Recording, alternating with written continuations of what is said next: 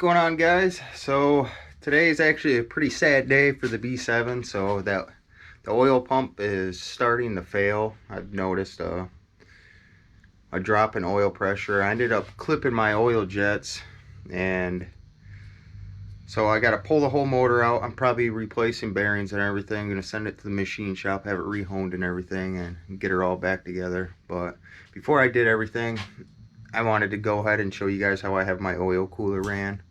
I threw some clips together and made sure I showed you exactly how I ran everything with my external oil cooler. Hopefully you guys enjoy it. We'll see you next time. Alright, so the adapter plates for these external oil coolers look like this.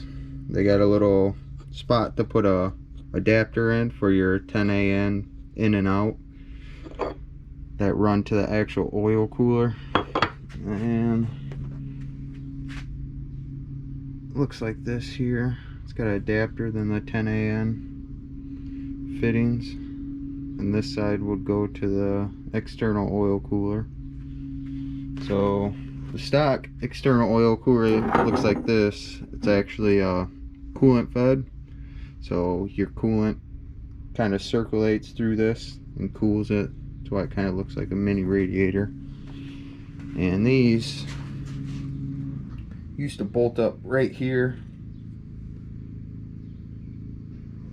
and you pull that off, then the coolant line, I'll get the pipes on and show you, would come over here, and then it'd be a little rubber hose. Then all you do is you put a block off at the end. I'll show you what I mean. I'll get this all put on and I'll show you a little more.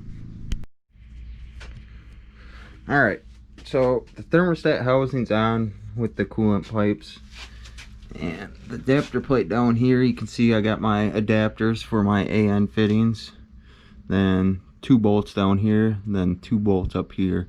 I bought these 2, I bought them a little bit longer because it holds this bracket on for the coolant pipes, so I just got a little bit longer bolts for the top there.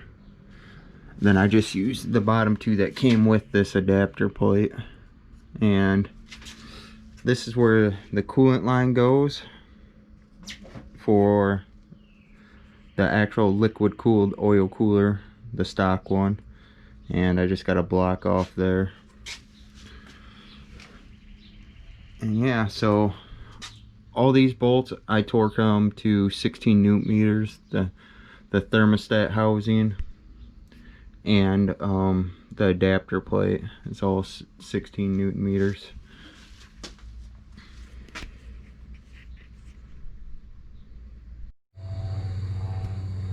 So yeah, that's what it looks like when the adapter plate's all put on and everything. And the block off right there.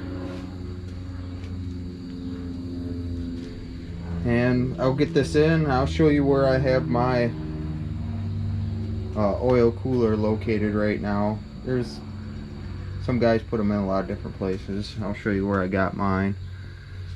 But yeah, obviously you don't need to pull the motor to do this. I had the motor pulled, and I thought it'd be a good time to show you guys how I did it.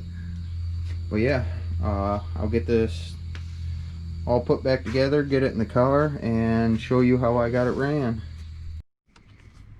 Alright, so the oil cooler's in. You can see these 2 lines right here go back to the plate on the oil filter housing, and they run up. They tuck down in there on top of the oil cooler, and I mounted my oil cooler right here. It's kind of where one of the old side mount intercoolers go, but a lot of guys, they'll mount them right in front of the radiator and kind of bolt them to the top there, drill some holes out to run the lines through. And that's a good place. Like I said, I just have a front mount, so my side mounts are removed, so that was actually a good place. I just made a little bracket to kind of hold the oil cooler in place. Well, yep, that's how she's all ran, and It works really good in that place. I haven't had a problem with oil temps, but yeah, there you guys have it.